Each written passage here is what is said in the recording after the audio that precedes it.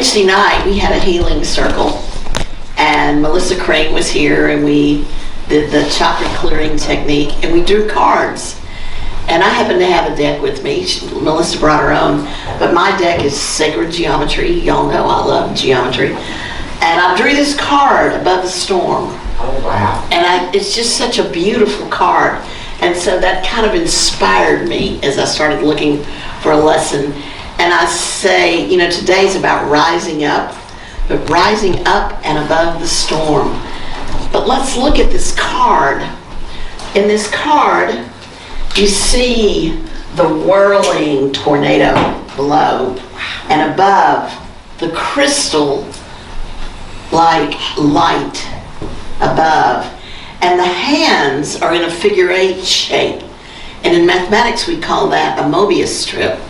And a Mobius strip is really a cool, very cool thing. You make it by taking a strip of paper and twisting it and then joining. And if you follow your finger on a Mobius strip, it only has one side, you know, and it's like it's double the length of the strip that you started with. But it represents that non-duality.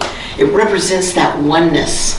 And I love it that the hands have reached out, and they're in that configuration. Can you read that, Jean?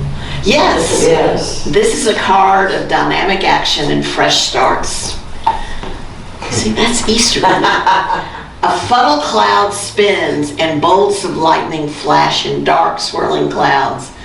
Above the storm, clear light radiates from crystal geometry.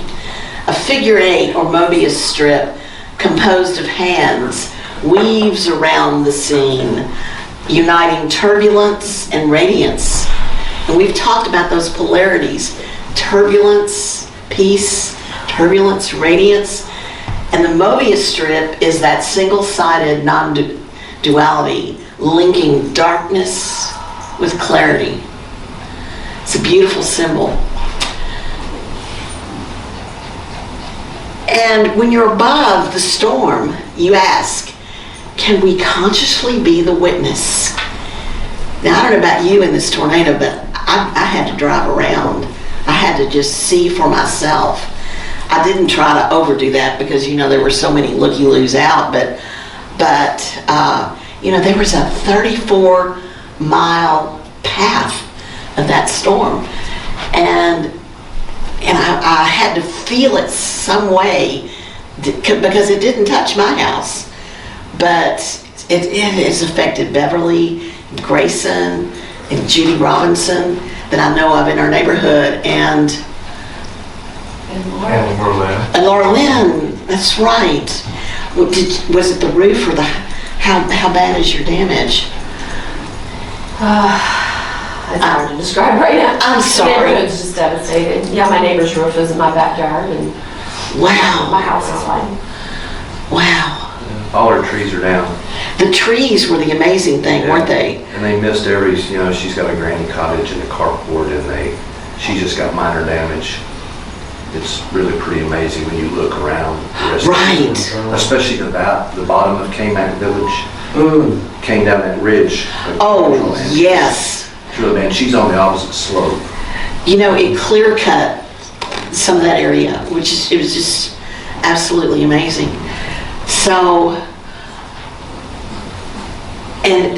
But we need to take it in, but can we get above it? And can we step out of the drama and view the turbulence in a different way, but in a way that I want to really reach out to the people who are still living it. And above the storm, you see, we act as support of the decisions that need to be made and to move a dynamic action to that place above the storm, that place where there's clarity. And this is where the renewal will take place. So, now that brings me to Easter, renewal. That's what it's really all about, isn't it? You know, Easter, what a storm that must have been 2,000 plus years ago, right? Yeah. But Easter's a never-ending story. Just think, it happened then, and it is evolved, and we're still in that story because it's such a story of symbolism and meaning. Basically, there's a crucifixion and a resurrection. So the crucifixion literally means, it's an old word meaning literally fastened to a cross. Fastened to a cross. Now, while you may not literally be impaled or hung on crossbeams, do you have things that you feel nailed to the cross with sometimes? What cruelty have you then fastened yourself to? What drama, what suffering have you chosen? So looking at the Easter story in this way, as let me see, did I quote that there? Okay, so this is from Kelly Isola. She inspired me to look at some of these ideas. So while I'm not being literally impaled or hung on crossbeams, I do ask myself, what misery have I been fastened to? What cruelty have I then fastened myself to? And looking at the Easter story in that way, Kelly says, has taken her much deeper into the potential to move into forgiveness and understanding. And she brings up the idea of the Pharisees. And I thought that was kind of interesting because we all face our form of Pharisees in our lives. The Pharisees, do you have any of those in your life? You know, those institutional folks or those, I don't know, there's so many possibilities of where they could be, but they live by the letter of the law and they're blinded maybe by their own self-righteousness and are challenged by unconventional wisdom. So there's Pharisees out there that we may be experiencing. And in fact, you could be your own Pharisee. Have you not been your own worst judge? Sometimes, yes. Yes. So now it's time for resurrection. Now, resurrection literally means to rise again, to appear or become visible. Metaphysically, we can make ourselves visible to give voice to the crucifixion. So this is what Charles Fillmore said, and I'm keeping a true Lent. The awakening and raising to spiritual consciousness of the I am in man, which has been dead in trespass and sin, or error thought, as we know, and buried in the tomb of materiality. This is what Charles said. And I know we're so happy that Reverend Colleen, Reverend Mother, is here with us today. And you have said to me before, we get crucified and resurrected every day. It is a constant, it's the never-ending story. It happens over and over. And it doesn't have to be heavy. It's just keeping us awake.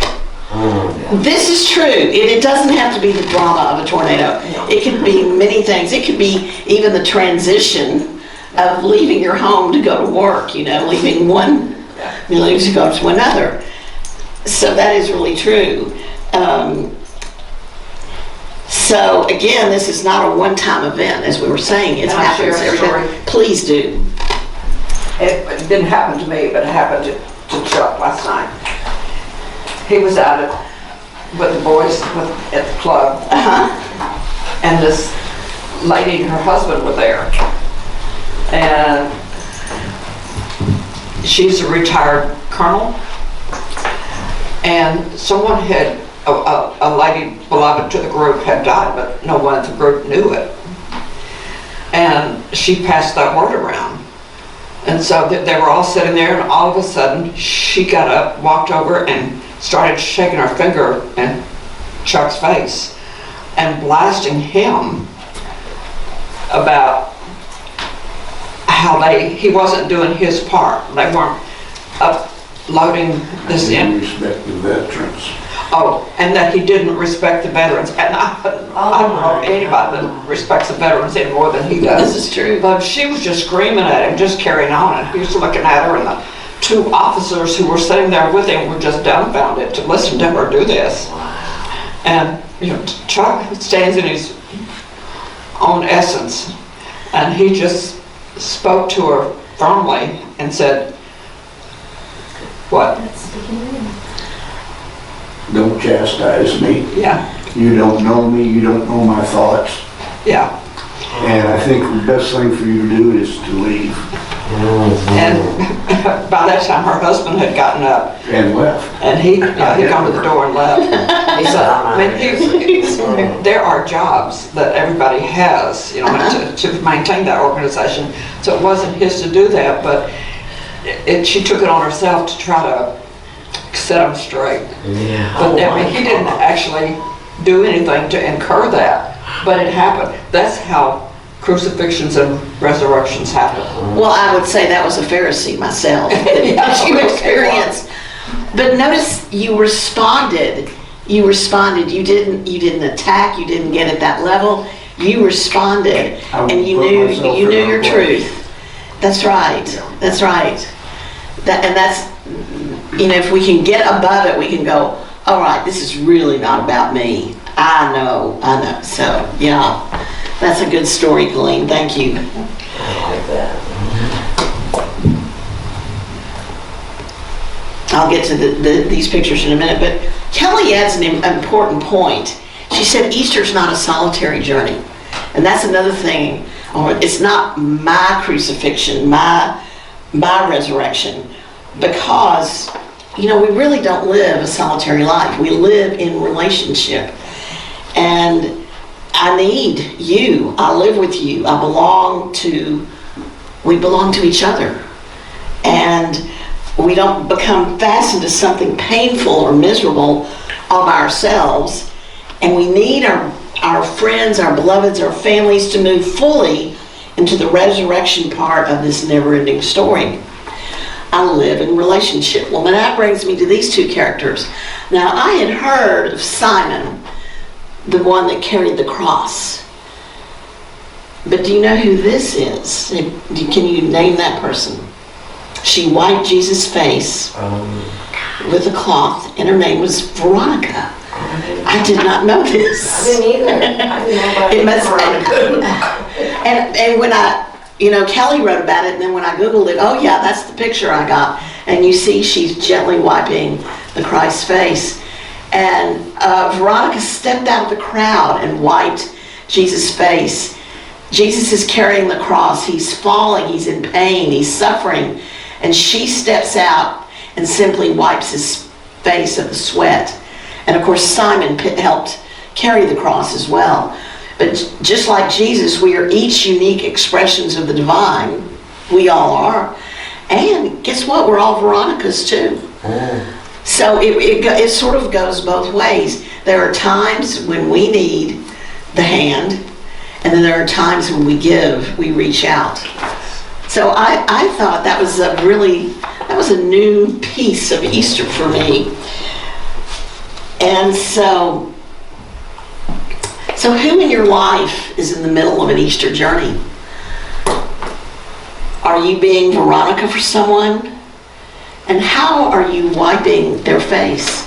Every day we meet people that are in a crucifixion experience that have become fastened to something that maybe not tortures, but something that's bothering them, something they're suffering from. And we meet them, and they need us to help them rise again. We help them resurrect by making space so they might become visible through the power of love and light. And it may be that the Veronica, like Chuck did, he just spoke truth. And sometimes we have to do that. Sometimes we have to call it, But if we can do it with compassion and maybe understanding, okay, this is their experience, I don't get it, but I can maybe have some compassion and empathy for that experience. Do you mind if I start calling you Veronica? So has Justin been the rock? I bet. He pulled me out. He's literally the person that physically showed up and pulled me out of the rubble. Oh my gosh. That's really touching. Wow. So, going back to the symbol. So, use that Mobius strip. Think of that single-sided strip. Think of the hands. reaching out. Let it help you visualize how energy moves through times of dynamic action into light. And that's what we really need. We need, for example, like Laura may not have the energy now, but if we can help you and give you the energy, or we can help Beverly in any way we can. I know Russ and I were here yesterday and we realized that Beverly wants to do a lot with the finances, but right now we need to allow her to focus, and we can take up the slack. And that can be true for many people. So envision crystal clarity as the outcome, and give thanks. Give thanks for your own ability to weather the storm and find a fresh start today. So kind of remember us gathering around in the garden this morning. One power, one presence in my life. Think of yourself. Can I be Veronica, or can I look at my own storms? Let this be a never-ending story this year of creation and hope and new life and new possibilities. There is no telling what's going to come after the storm. Release, renew, and rise. Yes, ma'am. Tell your cancer story. That's one of the most potent. Tell your cancer story of overcoming. Yes. I had no idea. You had no idea? I had no idea. Well, I've had breast cancer and uterine cancer, and Verain and friends were really there for me. But I'll never forget when I got that diagnosis. I went, okay, here we go. I trust life, and I really did. I feel very fortunate because I caught everything very early, and I went through it, and I didn't have what others have. I didn't have chemo and all that sort of thing. I had surgery, but I don't know. I can't tell you. I was like above the storm in that. I was trusting that I was going to find the resources that would help me through that. But I was above the storm, and I really had the help of Chris and Verain, many good friends. It was very healing. And Russ. Oh, everybody. Here's another one who has a cancer story. Oh, yes? When I was 31, I went to the doctor because I was having some problems, and when I went there and they told me I was actually somewhere else. And immediately I didn't know who to tell, so I called my one friend and I told her, and she was an adoption lawyer, but she had went through the same exact thing that I was going through, and telling me it's okay to grieve, because I didn't realize what that entailed because I had never had kids. So I was just, all I could see was negative. And then looking around at all my friends and stuff like that at that time, they were all mothers, and they were kind to me and saying, look, you'll be alive. You can always adopt. You never know how kids are going to come into your life. And they really helped me through it. And it was uterine cancer. Right. And now, as of 3 months ago, they finally acknowledged that we were in the burn pits. Oh, that's right. So I went Friday and put in for it. And now they're starting to help the veterans that experience that. They told us to come up there. And it's all a matter of where the place was and what type of cancers. Wow. And my best friend right now, who went through the war with me, she's has non-Hodgkin lymphoma, and just about every one of us girls got something. And just knowing that all of them are alive and doing well and stuff like that, that's what whenever Facebook came out, I'm like, that's all I kept finding.